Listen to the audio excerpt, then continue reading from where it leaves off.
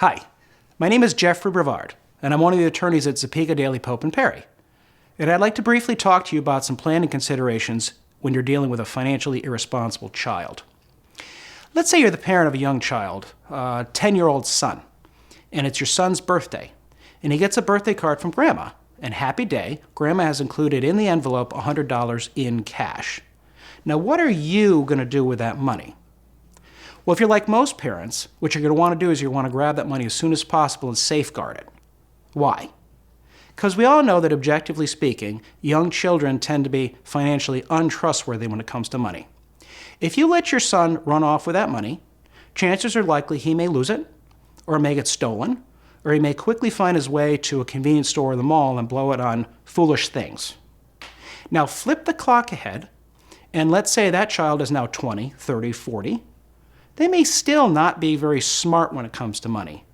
In fact, some people live their entire lives and they never really develop a lot of common sense when it comes to dealing with finances. Now, thinking about my example, that actually has a lot of the essential elements of what a trust is. The parent is like a trustee, and the child's a beneficiary. The parent takes Grandma's gift and safeguards it, and uses their discretion to figure out when is appropriate time to give it back to the child, presumably once the child has come up with some smart idea of how to spend the money and not something foolish. Now, we deal with a lot of families and parents that are worried about their financially irresponsible children. And a trust can be an excellent way to try to put in some safeguards to prevent the financially irresponsible child from being able to squander their inheritance. And when it comes to setting up a trust, you have a lot of flexibility.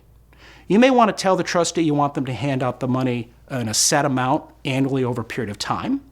Or maybe you want them to hand out a certain portion of the money once the child hits a certain age.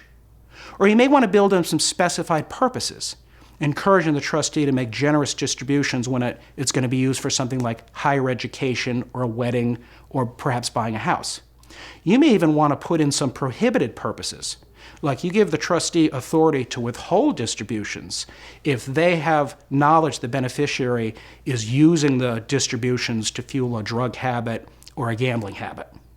Now, when it comes to the trust, you want to make sure it says what you want it to say, but don't underestimate it's important to pick a good trustee. And while you want to make sure your trustee is decent with handling money, when it comes to financially irresponsible children, you also want to pick somebody that's good at saying no.